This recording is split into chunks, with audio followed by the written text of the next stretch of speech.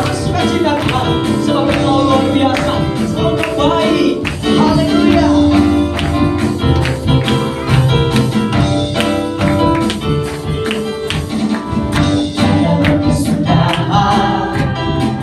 Kasih setiamu Tuhan, selalu haru rahmat-Mu baik. Haleluya, katakan yo. Hari menanti hari, tetap ku lihat kasih-Mu, tak pernah berakhir di hidupku. Sekali lagi katakannya.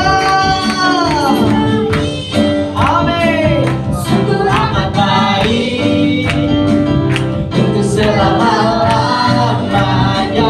Tuhan Yesus, katakan Tuhan Yesus baik. Tuhan Yesus baik. Oh, oh yeah, yeah. Sungguh amat baik. Amin. Tuhan Yesus baik. Haleluya, kita pujikan dari awal yo. Amin. Kasih setiamu Tuhan, selalu haru rahmat-Mu baik. Yo, katakan sama-sama. Hari berganti hari, tetap ku lihat kasih-Mu, tak pernah berakhir. Semuanya jempol di atas kepala, kagumkan nama Tuhan. Yesus baik. Sungguh amat baik. Oh, Tuhan Yesus baik. Tuhan Yesus baik.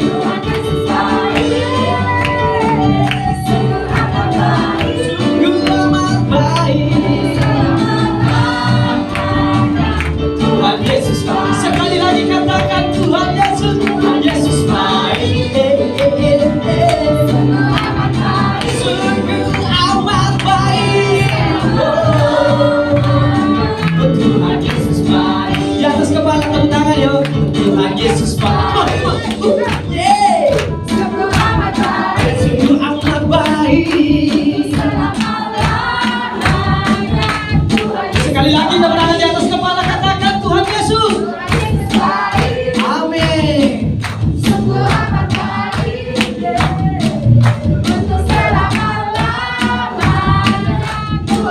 Haleluya. Oh, Tuhan Yesus baik. Sungguh amat baik. Selama-lamanya. Tuhan Yesus baik. Tuhan Yesus baik. Amin. Amat baik untuk selama-lamanya. Tuhan Yesus baik sampai selama-lama, sampai selama-lama, untuk selama-lama, untuk selama-lamanya. Tuhan Yesus baik. Haleluya. Haleluya. Seandainya Tuhan Yesus sudah menolong kita di tahun 2000.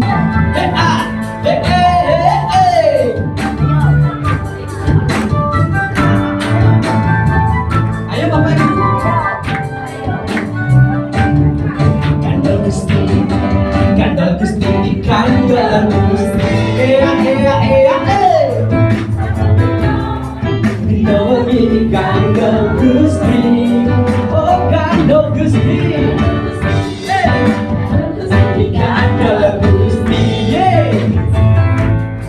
Saben dinawangi kandel Gusti. Katakan sama-sama. Kulo aku percaya, ora bakal cilaka. Mulia selambino, hatiku hanya tentrem, hatiku rasa senang.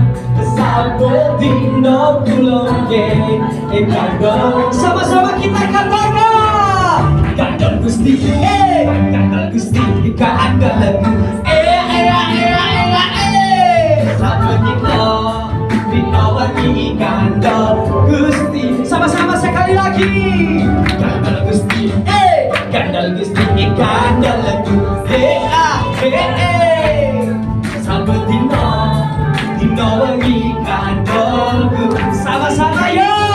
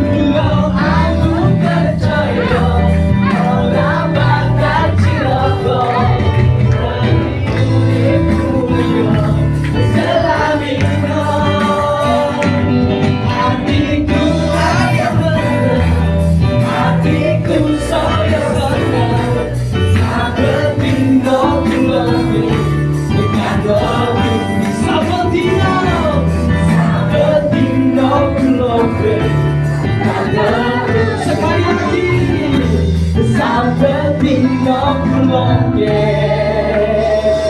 Sama-sama jempolnya yuk. Kandol Gusti. Haleluya. Sorakan haleluya. Silakan. Selamat pagi, halo semuanya. Saya yang bernama Cecilia. This is my first mission trip, Ini adalah perjalanan misi saya yang pertama kali. and God has brought me to your beautiful city, Surabaya, Indonesia. Tuhan membawa saya datang ke kota saudara yang indah ini, kota Surabaya, Indonesia. Thank you for having me. Terima kasih sudah mengizinkan saya untuk menyampaikan kesaksian pada pagi hari ini. I work 16 hours a day, Saya bekerja 16 jam sehari, no salary, no annual leave. tanpa gaji, tanpa uang pensiun. I'm a housewife. Saya seorang ibu rumah tangga. The Lord bless me Tuhan with a memberkati saya hard-working husband, dengan suami yang bekerja keras, and so I get to makan nasi every day. sehingga saya bisa makan nasi setiap hari. I have a loving daughter and a kind son-in-law. Saya punya anak perempuan dan juga menantu laki-laki. And I look forward to be a grandmother one day soon. Dan saya berharap suatu hari mengharapkan saya bisa menjadi seorang nenek atau oma. Everyone has their own journey with God. Semua orang memiliki perjalanannya dengan Tuhan. Below was my battle. Ya, kita tahu apa setiap peperangan kita. In 2002, 21 years ago, 21 tahun yang lalu, tahun 2002, my daughter was only 10 years old. waktu itu anak saya masih berumur 10 tahun. My mother, Ibu saya by the way, she just went home to the Lord 3 weeks ago. pada waktu itu baru 3 minggu dipanggil pulang ke rumah Bapak. My mom was unwell, and I invited her to stay with me so that I could take care of her. Mama saya waktu itu keadaannya tidak baik-baik saja, kurang sehat, sehingga saya harus memelihara dan merawat mama saya. She replied, Dia ngomong begini, "Stay with you? tinggal sama kamu? No, no, no, no, no, no, no." Enggak, saya nggak mau, mama nggak mau. I became very suspicious Saya mulai curiga. as she looked somewhat scared. Tiba-tiba dia kayak ketakutan gitu ya. Finally, after coaxing her for some time, Setelah saya berjumpa dengan dia, she revealed that my house was unclean. dia ngomong sama saya bahwa rumah kamu itu nggak bersih. There is a man with blue eyes staying in my house. Dia ngomong, di rumah kamu tuh kayak ada penunggunya, ada seorang pria matanya biru. My younger sister's father-in-law Nah, saudari saya yang muda dari mertua saya saw him as well on another day, pernah lihat penampakan ini juga. and he fell sick soon after. Dan tiba-tiba dia sakit setelah lihat penampakan itu loh, ibu-ibu. They both decided not to tell me about it as we seemed at peace and unharmed. Mereka memutuskan kedua orang ini tidak mau memberitahu saya karena selama ini kami tinggal dengan tenang dan damai supaya kami tidak disakiti juga. From a young age, I was scared of the unknown. Dari usia muda, saya tuh takut dengan hal-hal beginian, ibu-ibu. Hantu, Pontianak, Dracula. Hantu, kuntilanak, bukan Pontianak ya, dan Dracula, vampir. I'm terrified of them. Saya tuh takut kalau lihat begituan. I have never seen one, Saya tidak pernah melihat salah satunya sih. and I pray I'll never will. Saya berdoa supaya saya tidak melihat ketiganya atau salah satunya. I had to run away. Saya pasti lari. I was was afraid to stay in my house any longer. Saya takut tinggal di rumah saya untuk lebih lama sendirian. Every morning after I sent my daughter to school and my husband to work, Pagi-pagi waktu saya selesai mengantarkan anak saya sekolah, suami saya bekerja, I would drive to a nearby park saya akan bawa mobil dan dekat parkiran situ. and I would sit inside the car and wait for about 5 hours. Jadi ini yang saya lakukan. Saya tinggal duduk di mobil, di parkiran mobil selama 5 jam. Until it is time to pick my daughter from school and we can both go home together. Sampai nanti anak saya yang perempuan selesai sekolah, kita pulang sama-sama. Can you imagine having a home that you dare not return to? Bisakah saudari, ibu-ibu bayangkan, Anda punya rumah, tapi Anda tidak ingin pulang ke rumah. At that time, I had a spur on my right foot. Dan pada waktu itu, saya punya masalah dengan kaki kanan saya. X-ray showed a bone protruding.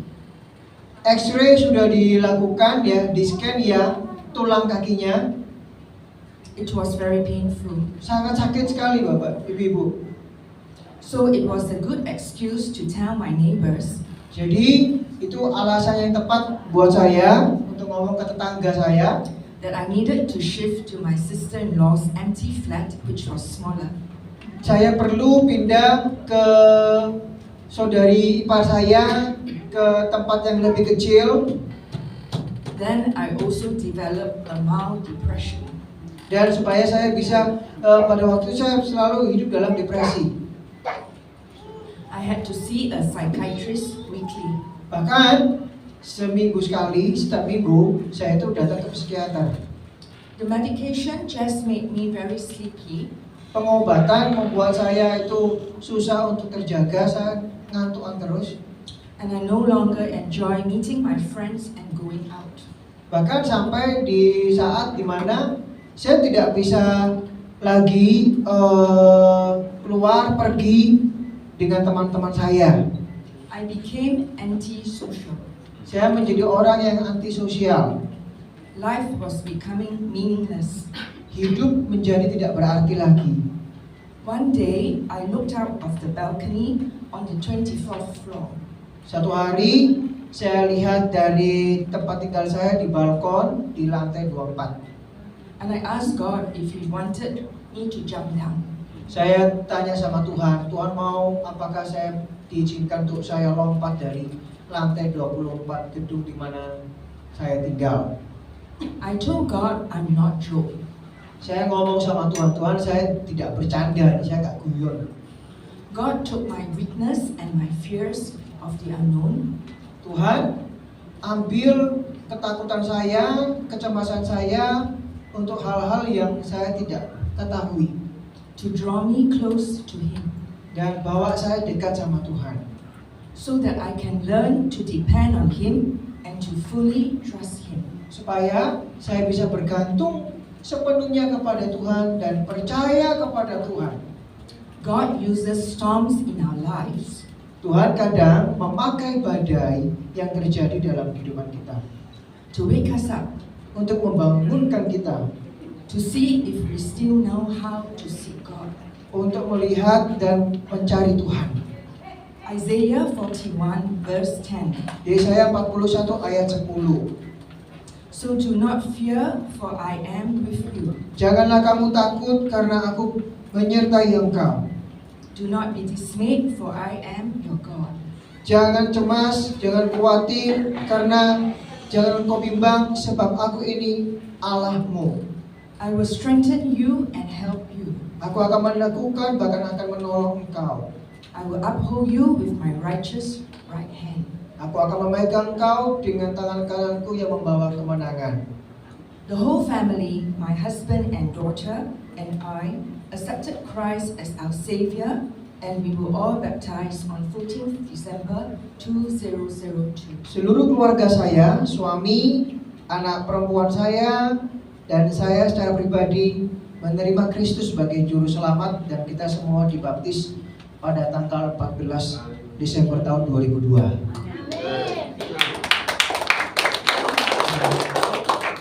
I also stopped seeing the psychiatrist Saya juga berhenti saat itu untuk bertemu dengan psikiater.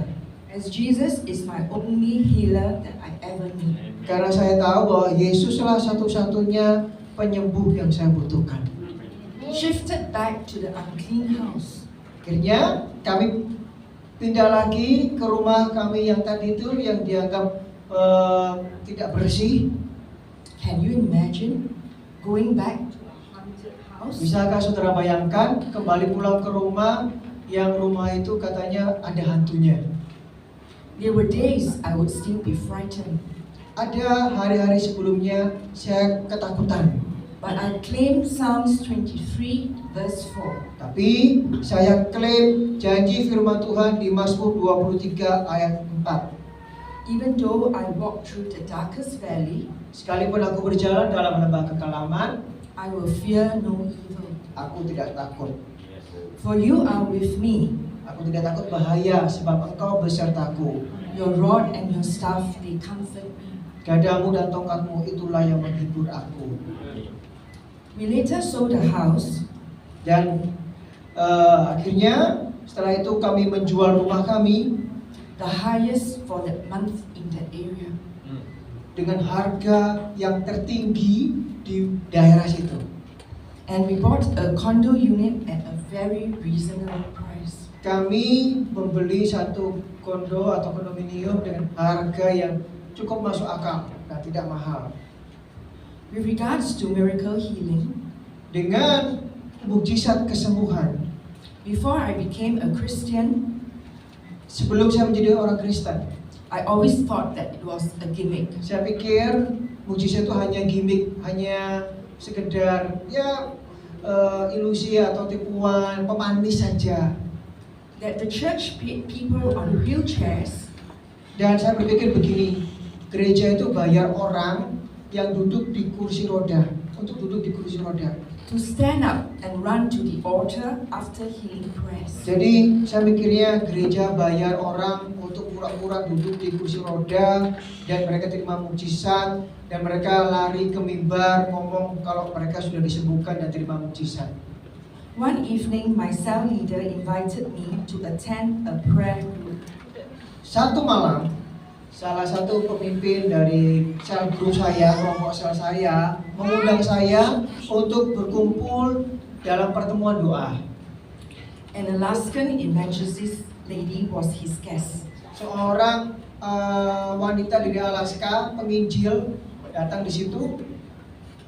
As she laid hands and prayed over me that Saturday night, Waktu dia menumpangkan tangan atas saya pada hari Sabtu malam waktu itu, I was crying like a baby. saya menangis ibu-ibu seperti bayi. In my heart, Di hati saya, I knew that only Jesus could heal me and no one else. saya tahu hanya Yesuslah satu-satunya yang bisa menyembuhkan saya, tidak ada yang lain. When I went home that night, Pada waktu saya pulang ke rumah malam itu, I had the most excruciating pain on my right foot. saya benar-benar mengalami sesuatu yang aneh sekali dengan kaki kanan saya. On Sunday in church, Pada hari Minggu pagi di gereja, a cell member who also attended Saturday night prayer group salah satu anggota sel kami yang juga hadir pada hari Sabtu malam, sebelumnya, inquired about my foot. dan menyadari apa yang terjadi dengan kaki kanan saya. I remembered I said, "Wah, don't pray better. Pray already, lagi worse."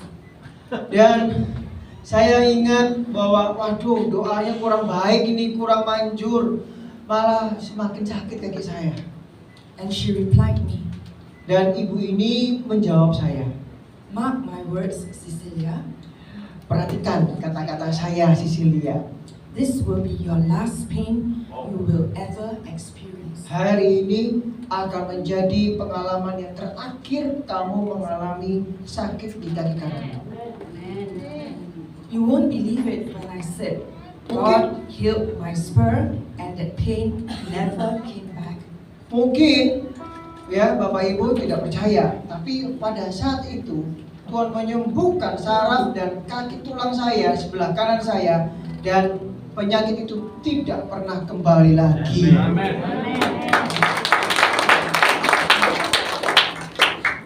I cannot explain why Jesus healed me.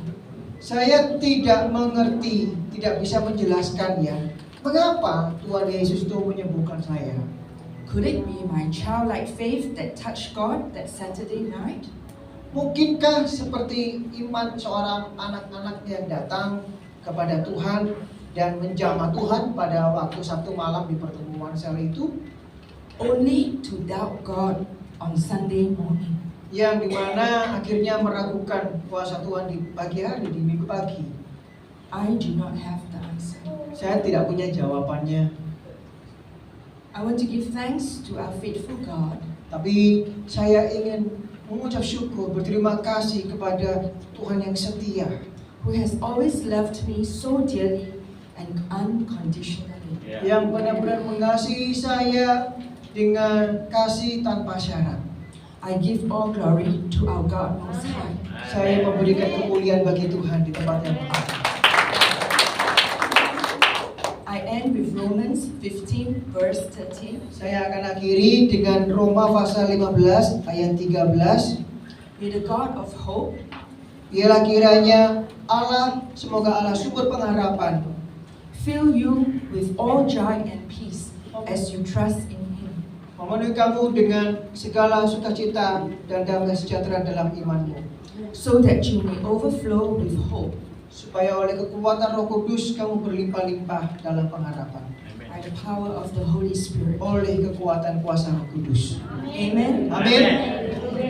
Terima kasih. Kesaksian yang luar biasa, kesaksian yang menguatkan kita yang hadir di tempat ini. Amin. Diberkati semuanya. Ya, puji nama Tuhan. Satu lagi kita akan mendengarkan kesaksian dari Ibu Lina, koordinator kaum wanita GGP Harvest Ministry Surabaya. Kami persilakan, berikan tepuk tangan dong untuk Tuhan. Pasti menguatkan setiap kita. Haleluya. Selamat pagi semuanya.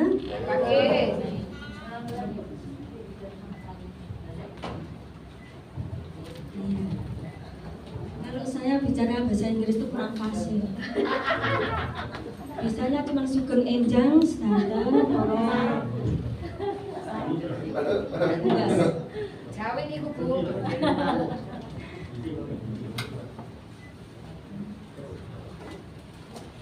Ya, selamat berjumpa. Saya lama sekali tidak bisa mengikuti untuk ibadah di tempat ini. Terutama saya mengucapkan begitu banyak terima kasih untuk para undangan, para tamu yang sudah sudi mengunjungi ibadah kami, yaitu ibadah kaum wanita. Kami merasa tersanjung. Karena apa? Karena komunitas kami yang kecil ini bisa dilihat oleh bapak-bapak, ibu-ibu dari mancanegara. Amin. Amin. Sungguh luar biasa. Dan saya juga sangat berterima kasih sekali kepada para pengerja di Harvest Ministry yang selama ini sudah mendukung ya, karena aktivitas saya juga sebagai ibu rumah tangga, dan saya juga pembimbing untuk PAUD TK di wadahnya Harvest Ministry, yaitu dengan Yayasan Yacima. Kebanyakan yang kami bimbing itu memang anak-anak Madura, tapi saya yakin dan percaya dengan penyertaan Tuhan yang sungguh luar biasa. Tuhan kita adalah Tuhan yang ajaib, Tuhan yang luar biasa, sehingga kami mampu membawa mereka untuk lebih baik dalam kehidupan mereka. Dan saya juga percaya bahwa di dalam persekutuan kami Harvest Ministry ini, di dalam pelayanan kasihnya kemana-mana, mencari jiwa-jiwa di lorong-lorong, bahkan di pinggir-pinggir sungai Jagir itu sudah kawasan dari Bapak Michael ya, selaku hamba Tuhan, selaku pendeta kami, mencari jiwa-jiwa yang perlu diselamatkan. Jadi kami percaya Bapak Ibu, kalau pada saat pagi ini sungguh sangat yang luar biasa sekali. Kita boleh mendengarkan kesaksian yang sungguh luar biasa ya. Takut dengan kuntilanak. Kuntilanak itu cantik Ibu. Iya. Iya itu kalau kita lihat gegernya, kalau nggak lihat. Ya, seperti Bapak Ibu, kalau melihat saya dari belakang kayak anak 17 tahun. Tapi kalau kita berhadapan, ya. Itu juga pernah Ibu, saya alami ya. Saya waktu itu ketemu dengan Bapak Kepala Sekolah lewat telepon. Ternyata setelah ketemu tatap muka itu dia kaget melihat saya. Aduh Bu, saya kira Ibu tuh masih usia 40 tahunan gitu. Walah Pak, saya ini sudah 50 ke atas, saya bilang gitu.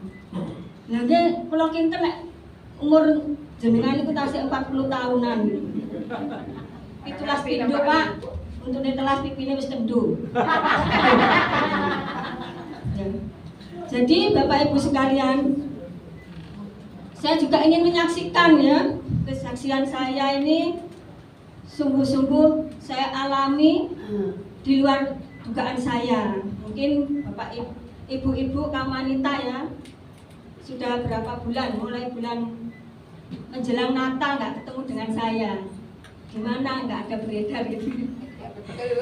Ya, hadiah Natal sungguh luar biasa untuk saya.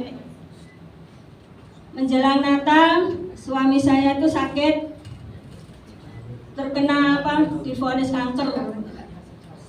Nah, di situ saat itu saya mengalami kelemahan juga.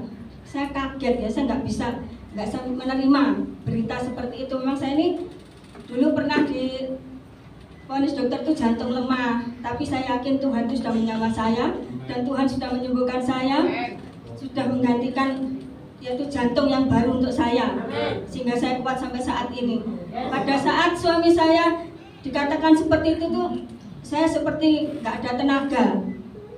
Karena apa? Saya sebagai ibu rumah tangga juga nggak pernah kerja, saya nggak pernah kerja. Terus anak saya yang laki juga masih nganggur, anak perempuan saya yang kerja. Di situ saya nggak bertanya kepada Tuhan, juga nggak menyalahkan, maksudnya itu nggak menuntut apa-apa kepada Tuhan, karena suami saya memang dia itu angat-angat kuku, angat-angat ayam, mengikutnya Tuhan, mengirimnya Tuhan. Kalau saya dengan tidak dalam penyertaan Tuhan, mungkin saya sudah jatuh, sudah lemah. Karena apa? Di dalam keluarga saya ini seperti menanggung. Tuhan kan katanya Tuhan kan gini, kamu harus bekerja dulu di dalam rumah tangga kamu, baru kamu keluar. Terus saya gini punya perasaan ini, lek aku ngurusi keluarga aku nggak metu-metu kapan saya kerja untuk Tuhan gitu. Nah, di saat itu saya merasa merasa lemah, hampir saya kehilangan sukacita, itu hilang dalam hidup saya. Karena apa? Terus akhirnya saya mengurus BPJS, karena kalau penyakit ini saya harus rutin ke rumah sakit.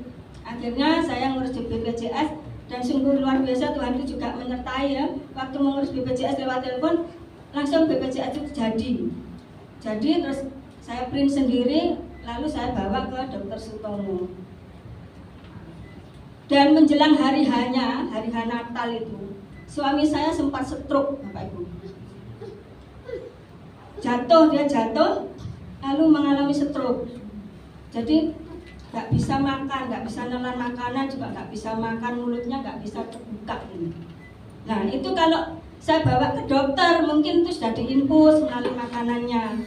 Tapi saya berusaha, saya percaya. Terus suami saya tuh saya bisiki di telinganya, saya katakan minta pertolongan kepada Tuhan, karena itulah satu-satunya andalan kita. Kita hanya mengandalkan Tuhan, tidak boleh mengandalkan manusia, juga nggak boleh mengandalkan dokter. Dan saya percaya, saya setiap doa kepada Tuhan, Tuhan tidak ada yang mustahil bagi Engkau Tuhan. Saya yakin dan percaya dokter hanya perantara, dan obat-obatan yang dikonsumsi oleh suami saya itu hanya perantara saja. Jadi jamahan Tuhan yang saya perlu pada saat itu. Dan saat itu juga suami saya mungkin kurang lebih 3 minggu, terus akhirnya tuh bisa membuka mulutnya, terus bisa mengonsumsi makanan seperti orang-orang normal itu. Itulah Bapak Ibu sekalian.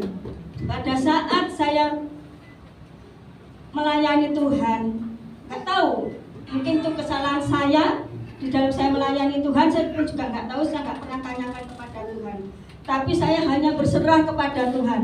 Tuhan, kalau Engkau izinkan semuanya yang terjadi dalam kehidupan saya, di dalam rumah tangga saya, Tuhan pasti memberi kemampuan untuk saya menghadapi semua ini. Hanya itu yang saya minta kepada Tuhan.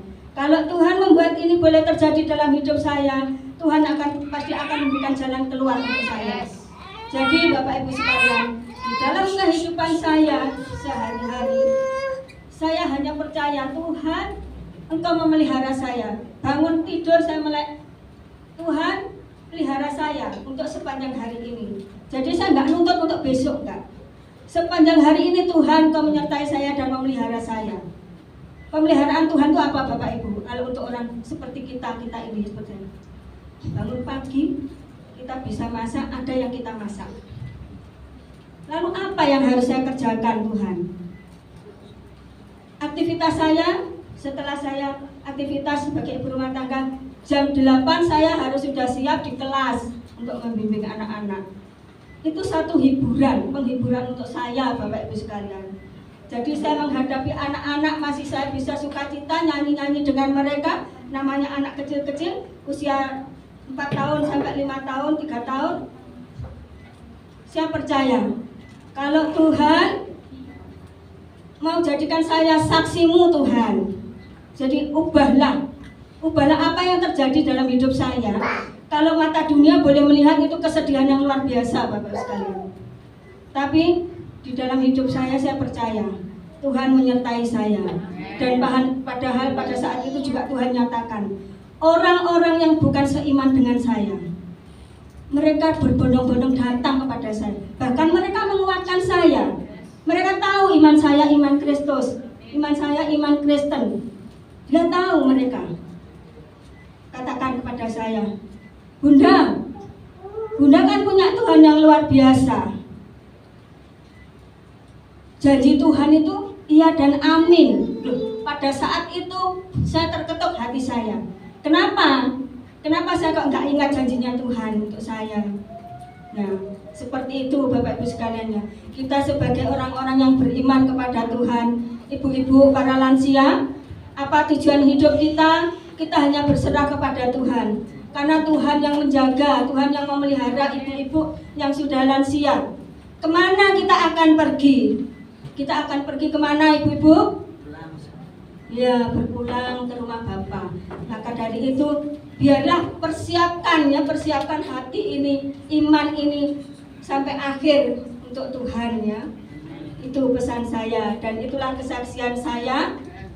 Saya kembali lagi, saya ucapkan begitu banyak terima kasih untuk ibu-ibu dan bapak-bapak yang dari Singapura ya Pak ya. Ya, itu. Sungguh luar biasa kunjungannya kepada kami ya. Kami merasa kecil tapi kami besar di mata Tuhan. Selamat Tuhan, itulah kesaksian saya. Saya ucapkan terima kasih, saya kembalikan kepada seperti wanita mengurapimu, menangis di bawah kakimu. Demikian hidupku mau mengasihimu, Yesus Engkau baik bagiku. Kita pujikan sekali lagi seperti wanita, seperti wanita mengurapimu, menangis di bawah kakimu. Demikian hidupku mau mengasihimu, Yesus Engkau baik bagiku. Sama-sama katakan sampai akhir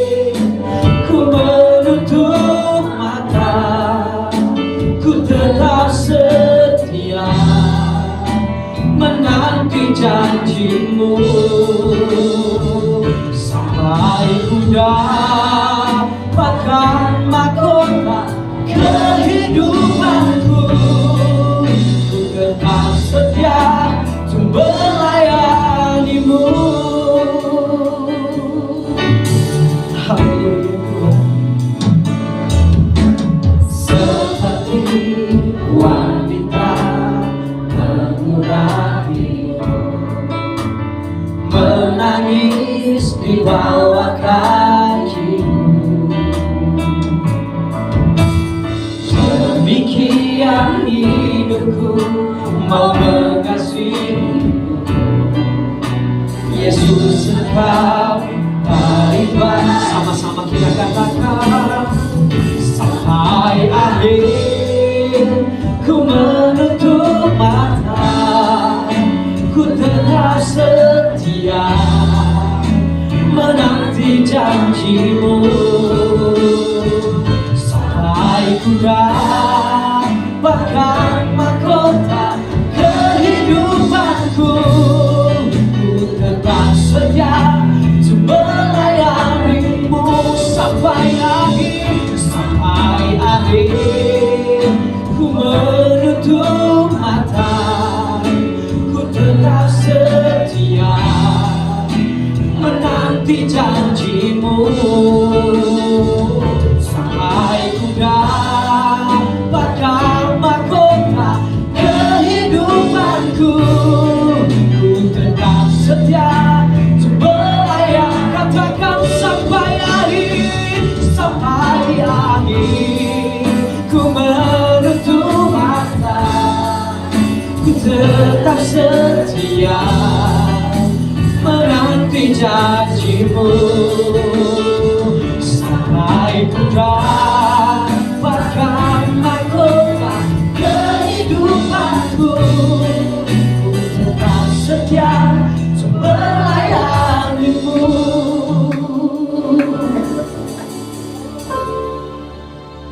Sampai akhir ku menutup mata, ku tetap setia.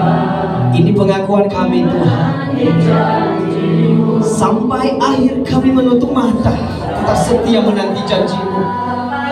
Sampai kami mendapat mahkota kehidupan, kami mau tetap melayanimu Tuhan.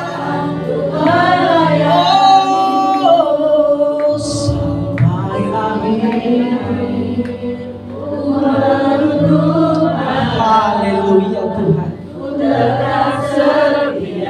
Oh Yesus.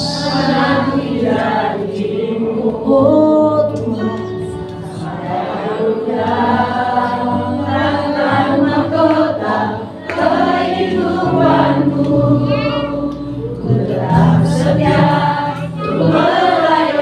Sekali lagi pujikan sampai akhir.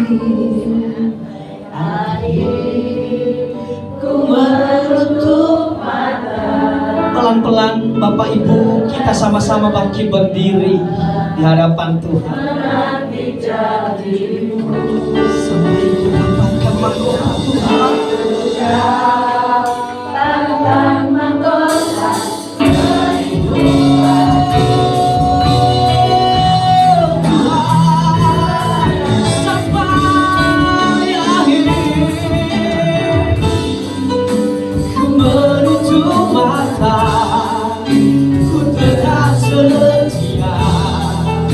Menanti janjimu, sampai ku dapatkan mahkota kehidupanku. Ku tetap setia untuk melayanimu sampai akhir. Ku menutup mata, kami serahkan kepada hamba-Nya yang melayani, menanti janjimu.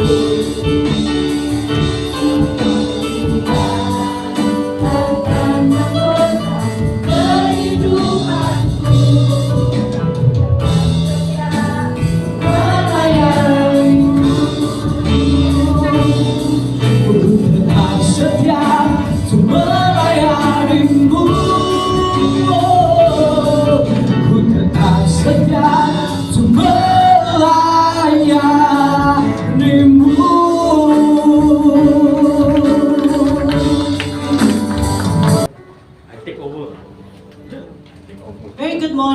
Selamat pagi semuanya. Good to see you again. Senang bisa berjumpa dengan saudara lagi.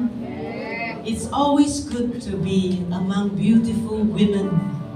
Selalu luar biasa, indah sekali kalau kumpul dengan para wanita-wanita yang cantik pagi hari ini. With a few charming men among us. Dengan beberapa pria-pria yang juga ganteng luar biasa hari ini. Yes. You know, just now my sister says she's above 50 years old, right? I think she said that. Ya. Tadi yang baru saksi, ibu itu usianya di atas 50 tahun ya. I want to share my age with you. I turned 54 in January. Tahun ini saya usianya 54 tahun. Praise God. Puji Tuhan. You know, Januari kemarin. you know, your life just begin when you turn 50 for a woman. Attack 50 ya. Huh? 50 ya. 50. It depends on what age you are. You say it as your life is real when you're that age. Oke, saya mau kasih tahu rahasianya ya. Bagi wanita, hidup Anda baru dimulai pada saat Anda usia 50 tahun. I feel a lot of joy in my 50s. Umur 50 tahun bagi saya mengalami banyak sekali sukacita yang luar biasa. I keep myself healthy. Saya tetap menjaga diri saya tetap sehat. If you like to know my secret, I can share with you. Mau tahu rahasianya, ibu-ibu? Mau tahu nggak? Yes. I exercise. Saya olahraga. I control what I eat, my diet. Saya mengendalikan apa yang saya makan So dengan if diet. you see, Makanan you diet. eat 3 meals a day. In 1 week, you eat 7 times 3. You eat 21 meals, right? Kalau ibu-ibu di sini makan sehari 3 kali, ya. Berarti 1 minggu 7 kali 3, 21 kali makan. Yeah. So I eat only 14. 14. Jadi saya hanya makan seminggu 14 kali. So I eat 1/3 than what normal people do. Sepertiga saya kurang dari orang-orang yang normal makan. At first, I thought I would be very hungry and very tired most time. Awalnya saya ini gampang sekali lapar, lelah, letih, capek. But it's not true. I actually feel more energized. Dengan saya berpikir saya perlu bahan bakar untuk menjadi energi. Yeah. So I won't tell you now because it will take the whole morning. Saya nggak akan ngajari saudara pagi hari ini pola makan, cara hidup sehat, olahraga karena nanti akan memakan waktu yang cukup lama pagi ini. Ya, So this morning, pelajarannya. I was praying what message to bring to all these beautiful women here. Namun pagi ini saya berdoa, Tuhan, apa yang Tuhan ingin saya ajarkan kepada wanita-wanita cantik pagi hari ini. I choose a strange topic because it says choosing a life partner. Saya memilih sebuah topik yang luar biasa yaitu memilih pasangan hidup. Irene messaged me last night. She said, "Auntie, you sure you want to talk about choosing life partner? Most of these ladies here are already maybe in their 50s, right?" Ibu Irin tuh ngomong, dia WA saya tadi malam, "Nanti yakin mau khotbah tentang memilih pasangan hidup? Karena nanti yang datang hari Sabtu itu usianya sudah 50 tahun ke atas semua loh." Oma. But I think there is a reason why I choose. Because at your age, you are in the position of influence to help younger women and men. Tapi saya rasa ini pesan yang tepat sekali karena di usia Anda, ibu-ibu, ini pelajaran yang paling penting supaya Anda juga bisa membawa pengaruh atau pengajaran, contoh kepada orang-orang yang usianya di bawah ibu-ibu. In fact, some of you have children here. Those who have children, you maybe put up your Angkat tangan hands. yang sudah punya anak, ibu-ibu di sini. Angkat tangan yang punya anak. Yeah. Oh, semua. And probably your children are thinking about choosing a life partner. Nah, mungkin ya dengarkan hari-hari ini anak-anak ibu-ibu ini sedang mencari pasangan hidup. And you are worried whether they will choose the right man or woman. Dan Anda khawatir apakah supaya mereka tidak salah memilih pasangan hidup mereka. Yes. So this message is for you. If you like to take notes, you can write down on your notebook. Jadi firman Tuhan pagi hari ini untuk Anda. Kalau Anda mau mencatat, silahkan. Let me start with a sad news. If you go to the next slide. Saya mulai dengan penelitian. Yes, yes. So I went to internet and Google. I checked Indonesia marriage and divorce rates. Saya coba Google di internet, ya di web semuanya, bagaimana skala atau analisa perhitungan pernikahan di Indonesia dan perceraian yang terjadi di Indonesia. And this Professor Yunis in the headline actually say in Indonesia there are 50 divorce cases in 1 hour. Profesor Eus Sunarti bicara tingginya perceraian di Indonesia, 50 kasus perceraian per jam. So from 11 o'clock to 12 o'clock, 50 people in Indonesia divorce. Jadi sekarang jam 11 siang saat ini, nanti sampai jam 12 itu pasti ada 50 kasus perceraian di Indonesia. Yeah. Let me read to you what a summary she said. I asked Pastor Stephen to translate. Indonesian families grew up in the diversity of religion, customs, culture, and social and health. Ini yang kesimpulan yang ditulis oleh Profesor Sunarti atau Profesor Yuis. Keluarga di Indonesia, mereka bertumbuh dalam keberagaman agama, kebiasaan, kebudayaan, sosial, dan juga status kesehatan. Moreover, the Indonesian region is highly prone to disasters and caught in the traps of digital technology and social media that have consumed their time and energy. Terlebih lagi, banyak sekali wilayah-wilayah di Indonesia yang terpapar dengan bencana dan juga terjebak dalam teknologi digital dan sosial media yang menguras atau memakan waktu, energi mereka dan juga waktu mereka. And it's true, I notice Indonesians are very good social media. Dan saya menyadari Indonesia itu terkenal netizennya, betul ya? Yes, so maybe many of you spend too much time on your handphone instead with your wife or your husband. Tanpa disadari, banyak orang yang meluangkan waktu dengan handphone mereka daripada dengan suami atau istri mereka. Yeah. So, Raymond, maybe we skip the survey. We go straight to picture.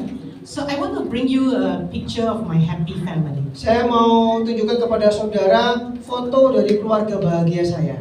You know this lesson that I'm about to teach you, my mom mentor taught Raymond and I. Ini yang ingin saya ajarkan kepada saudara.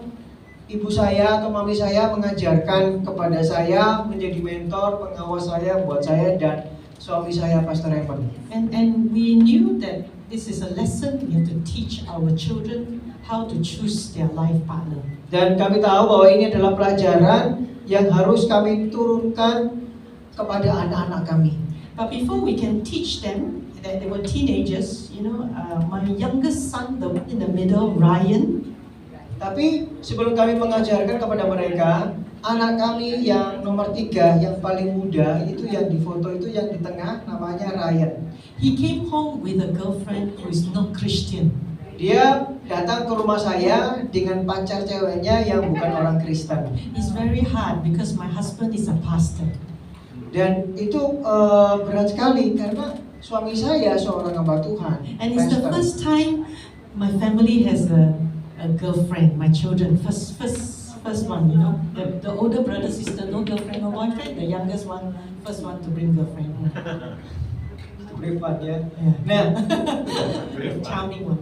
dan anak saya ini yang nomor 3, ini yang pertama kali dia bawa. Waktu itu kakaknya, kokonya belum punya pacar, tapi dia udah punya, dia bawa ke rumah saya. And next thing I know, he was in the room with the girl with the door closed. Dan waktu itu yang saya lihat pertama kali anak saya yang nomor 3 dengan pacarnya itu di ruang tamu, ruang keluarga dengan pintu tertutup. This is very worrying for a mother. Ini mengkhawatirkan, khususnya buat para ibu-ibu. Yes, so I confronted the two of them. Jadi apa yang saya lakukan? Saya mendatangi keduanya.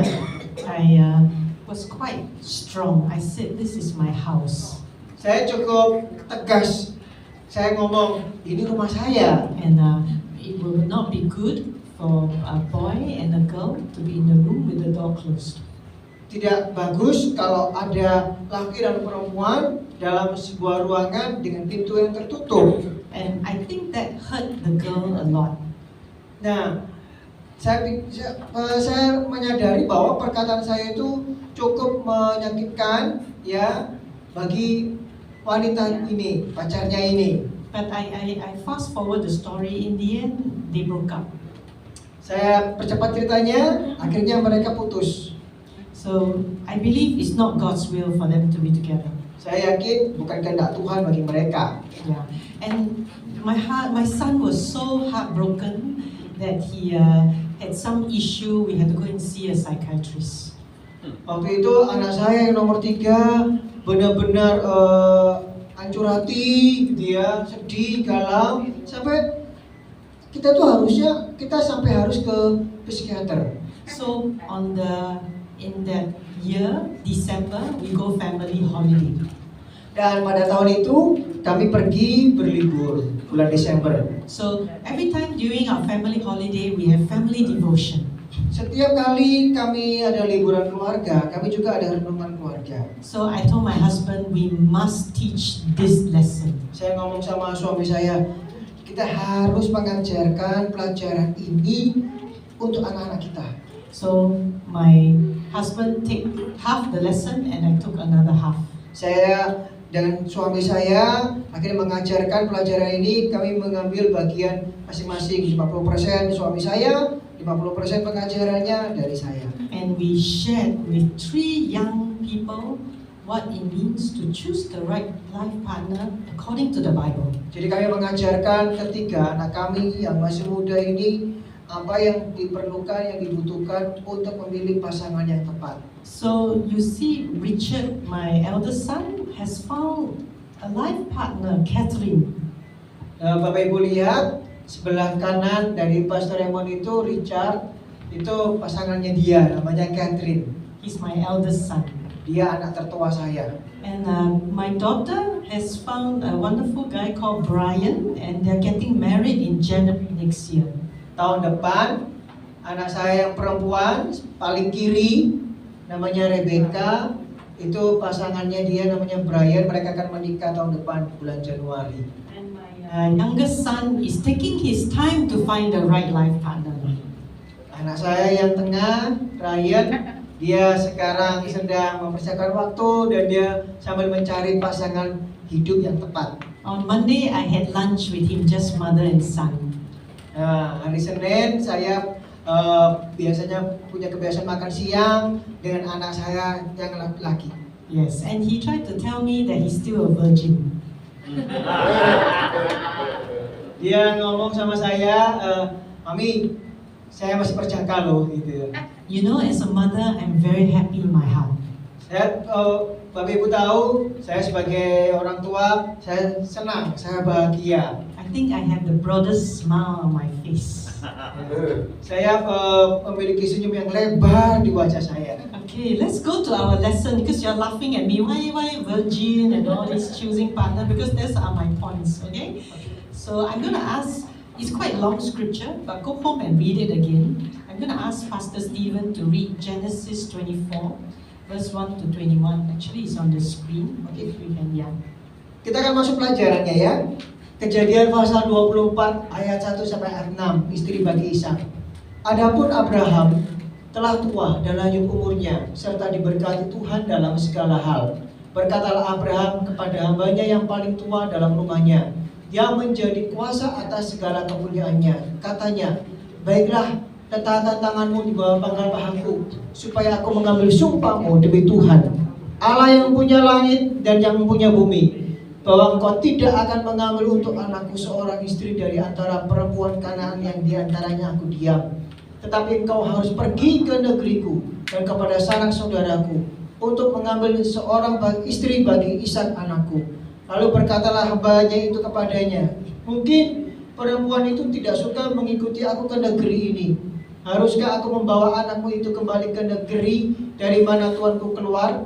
Tetapi Abraham berkata kepadanya, awas, jangan kau bawa anakku itu kembali ke sana. Tuhan Allah yang mempunyai langit, yang telah memanggil aku dari rumah ayahku serta dari negeri sanak saudaraku, dan yang telah berfirman kepadaku, serta yang bersumpah kepadaku demikian kepada keturunan mula akan kuberikan negeri ini. Dialah juga akan mengutus malaikatnya berjalan di depanmu, sehingga engkau dapat mengambil seorang istri dari sana untuk anakku. Tetapi jika perempuan itu tidak mau mengikuti engkau, maka lepaslah engkau dari sumpahmu kepadaku ini. Hanya saja janganlah anakku itu kau bawa kembali ke sana. Lalu hamba itu meletakkan tangannya di bawah pangkal paha Abraham tuannya dan bersumpah kepadanya tentang hal itu. Kemudian hamba itu mengambil 10 ekor dari unta tuannya dan pergi dengan membawa berbagai-bagai barang kepunyaan tuannya. Demikianlah ia berangkat menuju Aram, Mesopotamia, ke kota Nahor. Di sana disuruhnyalah unta itu berhenti di luar kota dekat suatu sumur pada waktu petang hari, waktu perempuan-perempuan keluar untuk menimba air. Lalu berkatalah ia, Tuhan Allah tuanku Abraham, buatlah kiranya tercapai tujuanku pada hari ini. Tunjukkanlah kasih setiamu kepada tuanku Abraham. Di sini aku berdiri di dekat mata air, dan anak-anak perempuan penduduk kota ini datang keluar untuk menimba air. Kiranya terjadilah begini, anak gadis kepada siapa aku berkata, tolong miringkan buyungmu itu supaya aku minum. Dan yang menjawab, minumlah, dan unta-untamu juga akan kuberi minum. Dialah kiranya yang kau tentukan bagimu, bagi hambamu Ishak. Maka dengan begitu akan ku ketahui bahwa engkau telah menunjukkan kasih setiamu kepada tuanku itu. Sebelum ia selesai berkata, maka datanglah Ribka yang lahir bagi Betuel, anak laki-laki Milka, istri Nahor, saudara Abraham. Buyungnya dibawanya di atas bahunya. Anak gadis itu sangat cantik parasnya, seorang perawan, belum pernah bersetubuh dengan laki-laki. Ia turun ke mata air itu dan mengisi buyungnya, lalu kembali naik. Kemudian berlarilah hamba itu mendapatkannya serta berkata, tolong beri aku minum air sedikit dari buyungmu itu. Jawabnya, minumlah Tuan. Maka segera diturunkannya buyungnya itu ke tangannya, serta diberinya dia minum. Setelah ia selesai memberi hamba itu minum, berkatalah ia, baiklah, untuk unta-untamu juga kutimba air sampai semuanya puas minum. Kemudian segera dituangnya air yang dibuyungnya itu ke dalam palungan. Lalu berlarilah ia sekali lagi ke sumur untuk menimba air, dan ditimbanyalah untuk semua unta orang itu. Dan orang itu mengamat-amatinya dengan berdiam diri untuk mengetahui apakah Tuhan membuat perjalanannya berhasil atau tidak. Setelah unta-unta itu puas minum, maka orang itu mengambil anting-anting emas yang setengah sikal beratnya, dan sepasang gelang tangan yang 10 sikal emas beratnya, serta berkata, anak siapakah engkau? Baiklah, katakan kepadaku, adakah di rumah ayahmu tempat bermalam bagi kami?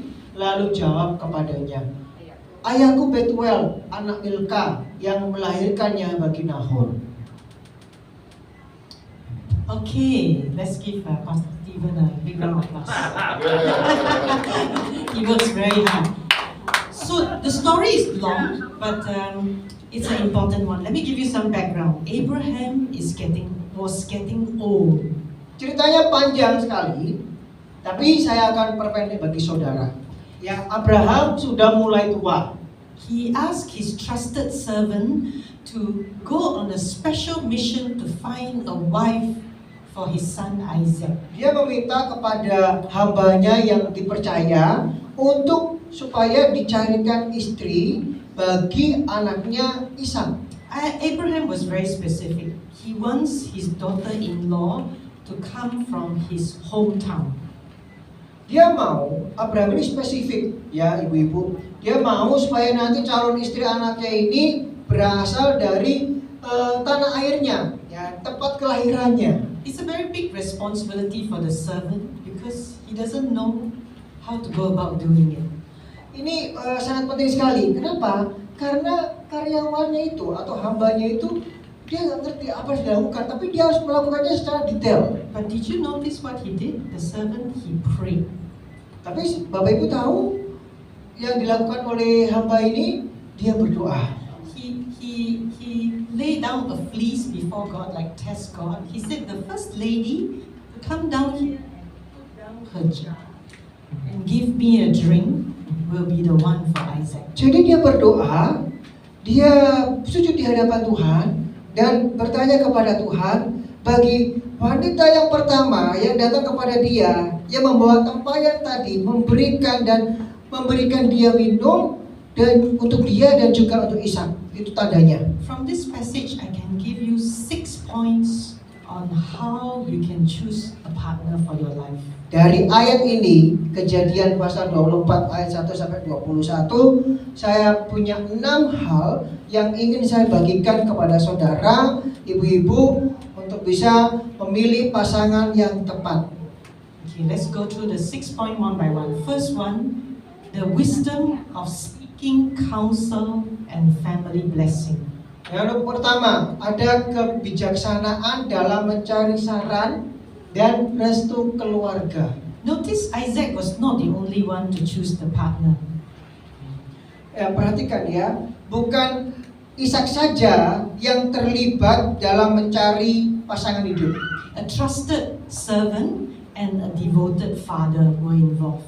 Hamba yang terpercaya dan juga papa atau ayah yang setia yang terlibat. There is wisdom in the midst of many counselors. Ada banyak hikmat yang bisa diperoleh dari banyak penasihat. Abraham berinisiatif. The servant prayed. Hambanya berdoa. God intervened. Tuhan mengintervensi. The girl was willing. Wanita itu rela. The in-laws agreed. Mertua setuju. The couple made the final decision. Kedua pasangan itu akhirnya membuat keputusan final. The problem with today's young people, permasalahan dengan orang-orang muda hari-hari ini, is that they see their parents and pastors as a hindrance rather than a source of wisdom. Mereka melihat orang tua atau bahkan hamba Tuhan itu sebagai halangan, hambatan, bukan sebagai sumber hikmat. Mereka menganggapnya seperti itu. I say this very cautiously. The chances if you marry someone that is against your parents, pastor or your mentor's advice, you are likely to go into dangerous ground. Saya ingin mengatakan secara hati-hati bahwa kesempatan, ya peluang bagi orang yang menikah dengan orang yang salah, yang melawan orang tua, pendeta, ataupun mentor, itu akan membawa mereka masuk ke wilayah yang bahaya. This is especially true if your parents love God and have your best interest at heart. Khususnya bagi orang-orang yang di mana orang tuanya itu adalah orang yang mencintai Tuhan, mengasihi Tuhan, dan punya maksud yang terbaik dalam hati mereka. When I first got to know my husband Raymond, pada saat pertama kali saya mengenal suami saya Raymond, I immediately wanted to introduce him to my mentor. Tiba-tiba, ya, seketika itu juga saya ingin memperkenalkan dia kepada mentor saya. So me and Raymond have a few older brothers and sisters in Christ who are our mentor. Saya dengan Pastor Raymond waktu itu kita punya saudara dalam Kristus. Yes, because our parents were not Christians at that time. Karena kedua orang tua kami, kedua belah pihak ini itu bukan orang Kristen, bukan orang yang kenal Tuhan. The need for counselors or mentor is critical. Jadi kebutuhan untuk nasihat dan mentor itu sangat penting sekali. So for those of you who, sometimes it's hard for you to advise your children what to do, make sure they get mentors. Kadang anak-anak susah untuk dinasihati, ya. Coba cari penasihat yang lain, mentor. So my advice to young people in the room, Nasihat saya, saran-saran saya buat orang-orang muda di ruangan ini, advice to all the parents here who have children, atau orang-orang tua, ibu-ibu yang sudah punya anak, seek the wisdom of others.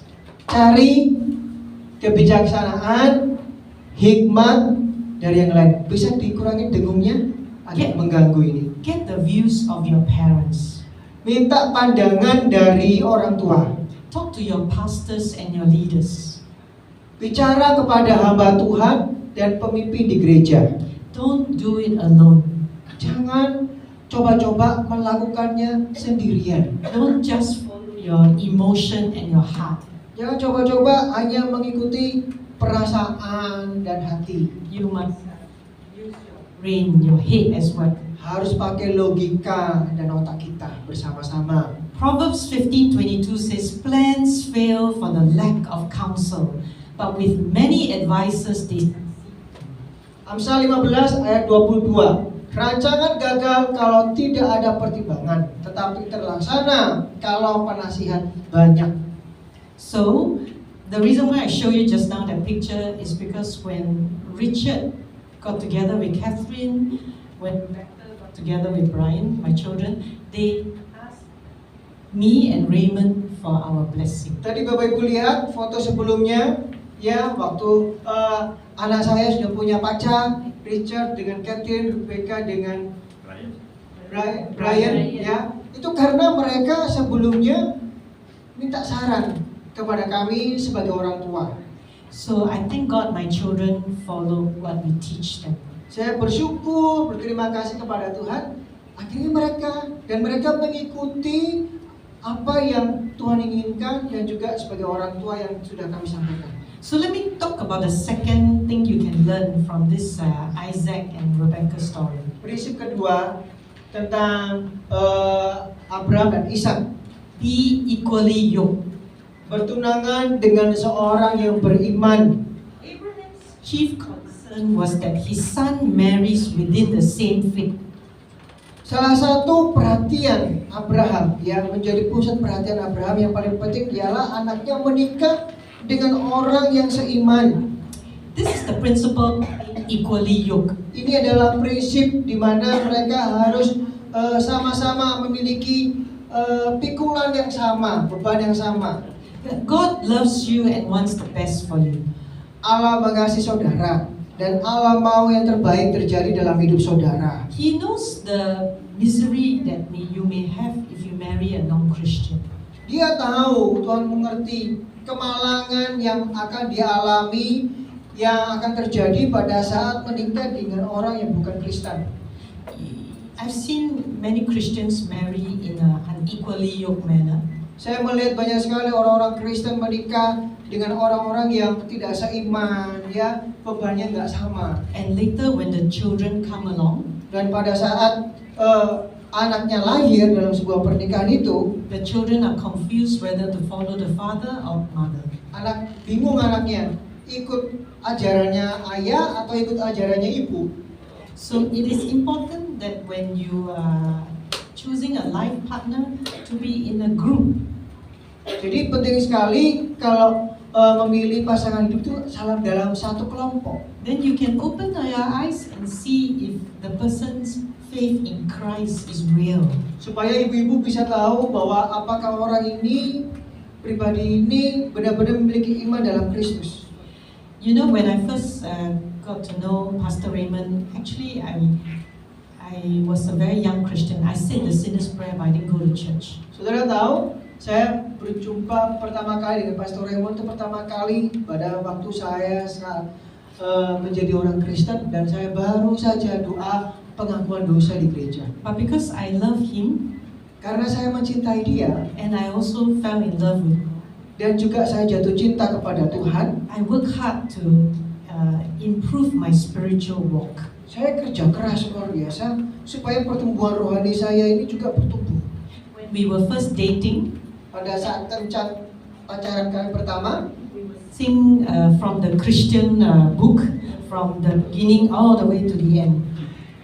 kami nyanyi lagu pujian ya, kita kalau Mada Bakti ya, pujian syukur ya, dari halaman pertama sampai halaman terakhir. Yes, Pacaran kami kayak gitu. yeah, he played very nice. Pastor Raymond yang main gitar. That's right. So maybe I attracted to the guitar. Jadi itu yang membuat saya tertarik dia main gitarnya. Then because I was a young Christian, he gave me Bible study. Karena saya Kristen baru, Pastor Raymond waktu itu beri saya Alkitab.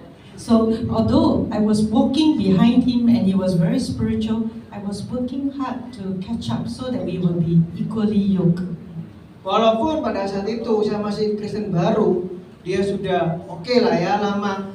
Di belakangnya saya berusaha, saya bekerja keras sekali supaya kehidupan rohani saya itu sama dengan Pastor Raymond, ya, satu level, satu tingkatan, sehingga kami memiliki beban atau kuk yang sama. So that makes relationship so much better when you are walking in step.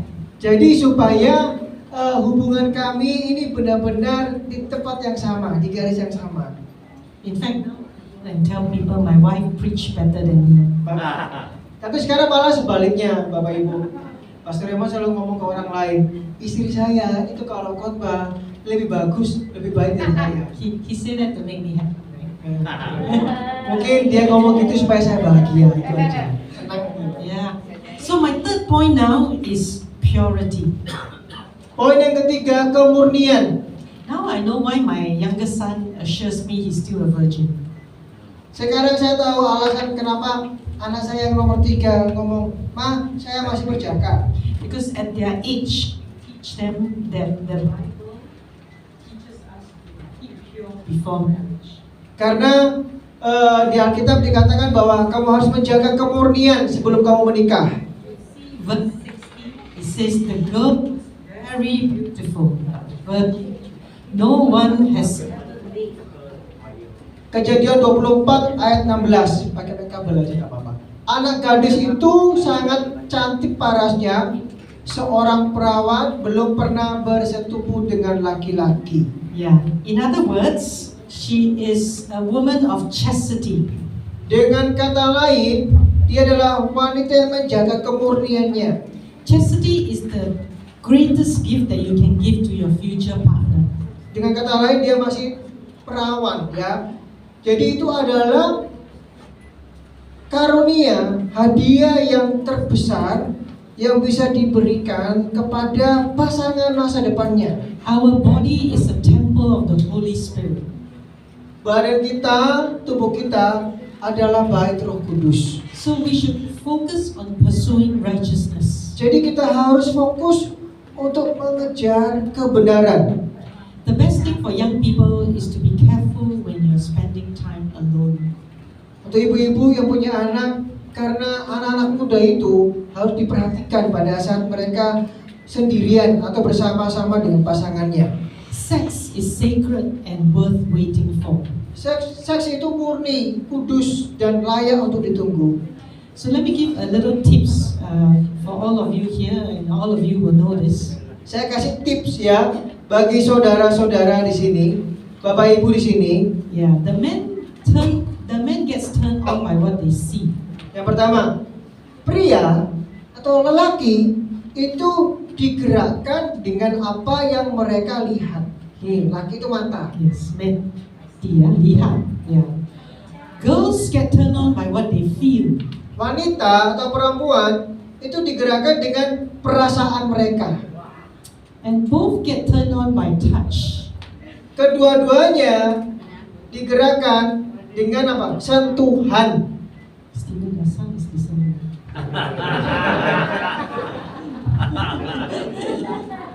So girls, help yourself by wearing more cloth. Jadi para wanita hendaklah memakai pakaian yang lebih banyaklah bahannya. Yes, let's teach our young women to wear properly. Mari ibu-ibu ajarkan kalau punya anak perempuan memakai pakaian yang sopan. Teach them that their value is not in their body but in Christ. Ajarkan kepada mereka bahwa nilai kamu, anakku yang perempuan, itu bukan di tubuh, bukan di badan, tapi nilaimu itu di dalam Kristus. Yes. And two more tips. Dua tip yeah. lagi. Men are like light bulbs. They turn on and off very quickly. Pria atau laki itu seperti lampu, mudah nyala, mudah mati. Tik tik gitu ya, nyala mati, mati. Yeah. Girls are like iron. You know ironing? Perempuan wanita itu seperti setrikaan. Bukan. They take a long time to warm up. Lama mau panasnya itu lama. But once when hot, they stay hot for a Tapi long sekali panas, panas terus, ya kan? Correct? Yeah. Betul nggak, ibu? Ya. So men and women are made differently. Pria dan wanita itu benar-benar berbeda. Yes. And when we are young, we have sexual needs. Pada saat kita masih muda, kita ada namanya kebutuhan seks. And so that's why it's very important to understand your body and your needs and to keep pure. Penting sekali supaya menjaga kemurnian dan tubuh kita. But if any one of us or our children have crossed the line, Saudara tahu, tapi kadang-kadang anak-anak itu melanggar batas. there's still good news. Tetapi tetap ada kabar baik. God's grace is greater than our sins. Anugerah Tuhan itu jauh lebih besar dari dosa kita. We serve a God who forgives and restores. Tetap Dia itu Tuhan yang mengampuni dan memulihkan. There is always a new beginning in Christ. Selalu ada awal atau start yang baru di dalam Kristus. And what is important is you seek to obey God today. Apa yang paling penting ialah kita harus mencari Tuhan dan taat kepada Tuhan hari ini. Okay, let me now give you my fourth point, Poin yang keempat, which is the favorite point of my eldest son and my daughter. poin yang penting bagi anak saya yang nomor 1 dan juga anak perempuan saya yang nomor 2. The fourth point is the key of prayer. Poin keempat yaitu berdoa. Yes. Doa. Yes. In fact, in verse 12, Ayat 12, the servant prayed, "Oh Lord God of my master Abraham, give me success today and show kindness to my master Abraham." hambanya Abraham berdoa begini, "Ya Tuhan Allah Abraham, berikan kepadaku keberhasilan atau kesuksesan hari ini dan tunjukkanlah kebaikan belas kasihan kepada tuanku Abraham." In fact, if you read all the way in the passage, chapter 24, verse 62, kalau saudara lihat pasal 24 ayat 62 dari kitab Kejadian tersebut, it says Isaac went to the field one evening to meditate. Ishak pergi keluar ke ladang, ke padang itu untuk berdiam diri atau bermeditasi. And while he was praying, the servant brought Rebecca back. Tiba-tiba pada saat dia sedang berdoa, hamba itu membawa Rebeka kembali. And when they saw each other, it was love at first sight. Dan mereka melihat pandangan mereka, mata mereka saling menatap satu sama lain dan muncullah cinta pertama. So I believe that their love was birthed out of a prayerful search. Saya percaya cinta mereka itu muncul karena doa. Prayer is about knowing God's will in your life. Berdoa itu berarti mencari kehendak Tuhan dalam kehidupanmu. If you have to give your life to spend with someone else for the rest of your life, Kalau engkau harus memberikan dan akan memberikan hidupmu bagi orang lain seumur hidupmu, don't you think it's a very risky thing? You better find the right man or the right woman, right? bukankah itu sesuatu yang sangat berisiko? Karena kita harus benar-benar mencari pria yang tepat atau wanita yang tepat. Since it's so risky, you better risk it before God by praying to Him. Karena ini sangat beresiko, kita harus benar-benar mencari apakah ini pria yang tepat atau wanita yang tepat. So you ask, what do I pray for? Sekarang mungkin ibu-ibu tanya, terus doanya harus bagaimana? Let me suggest one opposite and three similarities. Saya akan tunjukkan kepada saudara 1 perbedaan dan 3 persamaan. Pray for somebody of the opposite sex. Ibu-ibu, Anda harus berdoa supaya anak Anda menemukan pasangan yang beda kelamin. You may think it's funny, but it's very true nowadays. Men like men, women like women. Mungkin lucu ya, tapi sekarang itu sudah gak lucu lagi. Karena sekarang ini pria suka sama pria, wanita suka sama wanita. Yeah, so very important. Pray. If you have a son, pray for a lovely woman. Penting sekali, kalau punya anak laki, Tuhan saya berdoa anak laki saya mencintai wanita. Yes. Okay. Now the second thing you pray for is the same Christian faith. Yang kedua, berdoa supaya memiliki satu iman, seiman, iman Kristen. Yes. And then third one is same vision. Visi yang sama. Yes, they are aligned in how they see their future together. Sama-sama visi di masa depan. And the fourth one is same direction. Harus memiliki jalan yang sama atau arah yang sama. Yes, so that's the power of prayer. Jadi itulah kuasa doa. Yes, let me go to the fifth one, Mari kita masuk ke yang nomor 5. which is my favorite one. Ini hal yang paling menjadi favorit saya. This is the virtue of kindness. Memiliki kebajikan dan kemurahan hati. Remember the servant prayed to God and say, the first girl to give me a drink is the Ingat one. tadi di awal di pasal 24 bahwa hambanya itu berdoa, orang yang memberikan saya tempayan berisi air. Just now, Pastor Stephen read the passage, and it says Rebecca responded, "Drink, my Lord," and she gave him a drink.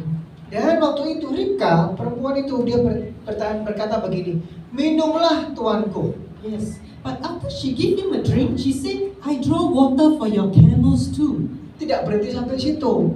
Ya, setelah dia dikasih minum, dia mau begini, saya kasih minum unta-untamu juga ya. Do you know it is actually dangerous for a young girl to offer a stranger a drink? Ini sebenarnya bahaya. Ya, ada seorang wanita nawari pria asing minuman. But she didn't do just that. She even offered to water his camel. Tapi bukan hanya berhenti sampai di situ. Unta-untanya itu dikasih minum. I borrowed the bottle from I think it's the drummer just now, Saya pinjam botol dari pemain drum tadi ya. because I want to illustrate to you how much water a camel drinks. Saya mau kasih contoh, unta itu kalau minum berapa banyak? If you check your Bible, a camel, if you check internet also, a camel drinks 40 gallons. Bapak Ibu tahu binatang unta itu sekali minum 400 galon. 40 gallon is equivalent to 150 liters. Itu artinya 400 galon 1.500 liter. How much this bottle? Ini berapa liter? 1.5 1,5 liter. 1.5 liters. So 150 means how many bottle? 1.500 liter berapa botol? 100, right? Ya, Correct. 100 botol, betul? Ya. So one camel drink 100 this bottle. Satu unta minum 100 botol ini. Do you know how many camels the servant brought? Tahu nggak? Hambanya Abraham itu bawa berapa unta? 10 camels. 10 unta. That means 1,000 bottle. Artinya 1.000 botol.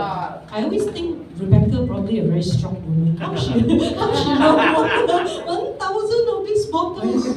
Berarti Ribka ini wanita super ya, wanita perkasa. So Dia when I menyiapkan 1000 botol Yes. buat onta, 10 onta loh. the only reason I can think of is Rebecca is a very kind woman. Satu-satunya alasan mengapa saya berpikir begini, Ribka ini wanita perempuan yang baik. Maybe she also do weights, so she will fit. Pasti Ribka ini fitness juga umatnya. You know, kindness is a very important character to find in your future partner. Bapak Ibu, kebaikan itu adalah salah satu karakter yang penting bagi partner kita atau pasangan hidup kita. Find a kind man and he will make a good husband. Cari pria yang baik, maka dia akan menjadi suami yang baik. Find a kind woman and she will love you and your family. Cari wanita yang baik, maka dia akan mencintai saudara dan dia akan menjadi suami yang baik. Dia akan mencintai kamu seumur hidupnya. In any relationship, there's no reason to be unkind. Dalam segala hubungan tidak ada alasan untuk tidak baik. That's why I cannot understand how a man can hit his wife. Sampai hari ini saya tidak bisa mengerti kenapa kok ada pria yang bisa memukul istrinya. I have also heard of story where women can beat the husband. Saya juga dengar cerita ada wanita istri yang juga pukul istrinya, suaminya. Yes. So the story of Rebecca make us all shameful. We need to be kind. Jadi kisah dari Ribka ini buat kita itu sebagai cerminan bahwa kita harus menjadi orang-orang yang baik. So I put some advice there in yellow, and maybe I ask Pastor Stephen to read, but I will say in English. Practice observation. Profile the person first. Before marriage, open both eyes. After marriage, close one eye. Saya bacakan, latih observasi atau penelitian. Lihat profil orangnya dulu. Sebelum menikah, buka kedua mata. Setelah menikah, tutup sebelah mata. Alright? After Betul? marriage, close one eye. Huh? Setelah menikah, tutup sebelah mata. Yeah? Yes? Ya? Oh, yeah. Because normally we do the opposite, right? Before marriage, we never see properly. After marriage, then suddenly the eyes are Justru open. bahkan kebalikannya. Pacaran, kalau pacaran semua dilihat baik semua, tutup sebelah mata. Begitu nikah, baru buka kedua mata. Waduh, ternyata kayak begini orangnya. Yeah. You know, last time Pastor Raymond very slim. Kalau ibu tahu, dulu Pastor Raymond ini badannya slim atau tidak gemuk. Six pack, the muscle, and then the stomach very flat. Banyak otot-ototnya, ya kan, perutnya kotak-kotak. But then now the muscle all drop lower. Tapi sekarang ototnya turun ke bawah. But you know something? I close one eye. Tapi nggak apa-apa, saya tutup sebelah mata saya. I love him even more. Bahkan saya lebih mencintai dia hari ini. Yes. He's a kind man. He gets kinder as he grows older. Semakin usia bertambah, Pastor Raymond ini orangnya semakin baik. Okay, so Okay. after marriage, close one eye. Setelah menikah, tutup sebelah mata. Okay, let me get to the last one. Yang terakhir ibu-ibu, The principle of the well. prinsip sumur. Prinsip sumur. So where do you find your desirable, wife or husband? Di manakah saudara bisa menemukan pasangan Anda baik pria atau wanita? It is at the well. Di sumur. Here's a thought for you. In the Bible, Abraham, Jacob, Moses, all find their spouse at the well. Coba saudara pikirkan ini, ya. Ada catatan yang menarik. Abraham, Yakub, dan Musa menemukan pasangannya itu di sumur. Well, this passage we read, the servant found Rebecca at the well. Bahkan hambanya Abraham menemukan pasangan Ishak ini di sumur. Yes, it's in Genesis 24 verse 11. Kejadian 24 ayat 11. And in Genesis 29 verse 9, Jacob found his future wife Rachel also at the well. Kejadian 29 ayat 9, Yakub mendapati istrinya, pasangannya Rahel juga di sumur.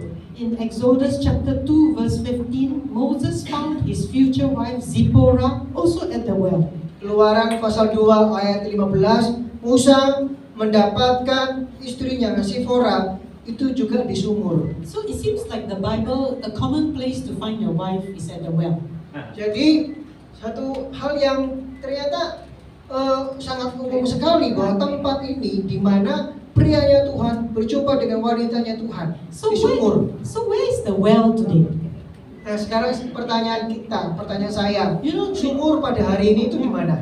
because the Bible says the word is alive, right? It's the same yesterday, today, and forever. Yes. Yeah? Karena firman Allah itu tetap sama, dulu, sekarang, bahkan sampai selamanya. So there must be a well. Right Jadi sumur hari ini itu berbicara mengenai hal apa? Let me suggest to you the well is a place where the community gathers. Sumur pada hari ini itu adalah tempat di mana kita berkomunitas bersama-sama, berkumpul bersama. It's a place where people find fellowship. Tempat di mana orang bersama-sama berfellowship, bersekutu. It's a place where people are refreshed. Tempat di mana orang disegarkan kembali. It's a place where you can find living water. Sumur tempat di mana Anda bisa menemukan air hidup. A place where you can get cleansed. Tempat di mana saudara bisa dibersihkan, dibasuh. And even Jesus himself found rest by the well in John chapter 4 verse 6. Bahkan di Yohanes pasal 4 ayat 6, Yesus beristirahat dekat sumur. So where is the well today? Sekarang sumur-sumur itu di masa saat ini di mana? Yeah, church? Di mana? Church, yes, Gereja. praise God. So, the best place to look for your future life partner for you or for your children is the church. Tempat terbaik untuk Anda bisa menemukan pasangan hidup Anda itu di gereja. When you faithfully go to church Kalau Anda setia datang ke gereja, and serve God, melayani Tuhan, your Rebekahs, Rachel, Zipporahs, Jacob, Moses, Isaac, they will all come. di gereja itu ngumpul semua, Ribka, Rahel, Zipporah, Yakub, Musa, Ishak, semua ada di gereja, ngumpul semuanya di situ. Let's pray and trust God Mari kita berdoa dan mempercayai Tuhan that the right partner will come along for your children, bahwa partner yang terbaik akan datang dalam kehidupan anak-anak saudara. maybe for yourself, Mungkin untuk diri Anda sendiri, maybe for some younger women and men that you are mentoring or counseling. atau mungkin untuk anak-anak muda, baik itu pria atau wanita yang sekarang ibu-ibu sedang mentorin atau sekarang sedang bimbing. Can you do me a favor? You teach somebody else this lesson.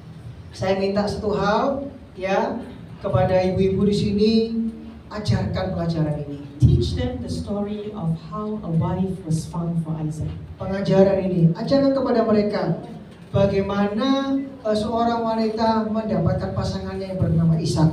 If you do that, we will not have 50 divorce in an hour in Indonesia.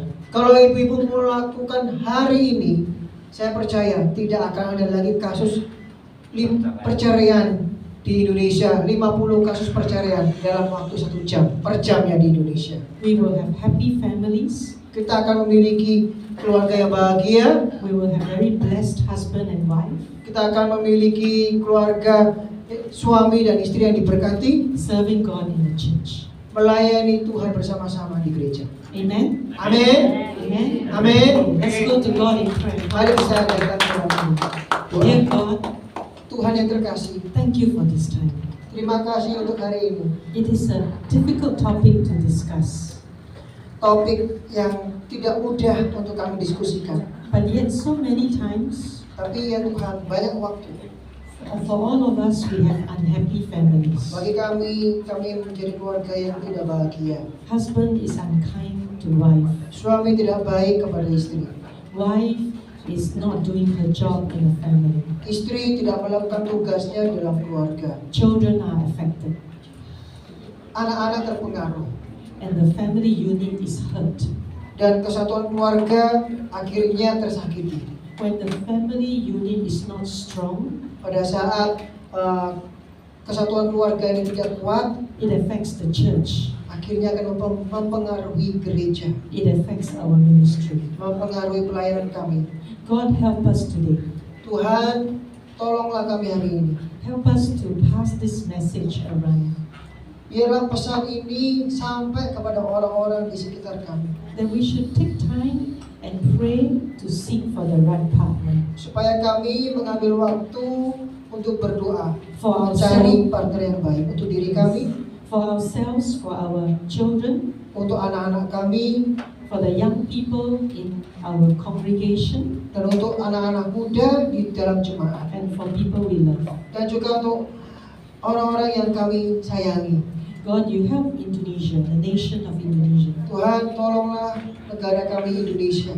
Help us deal with marriage problems. Tolong Tuhan dengan permasalahan pernikahan And ini. we pray for the church to make a difference. Dan kami berdoa Tuhan supaya gereja-gereja membuat perbedaan. That when the non-Christians look at us Christians, Tidak ada orang-orang Kristen melihat orang-orang yang bukan Kristen. they say it's happy family inside.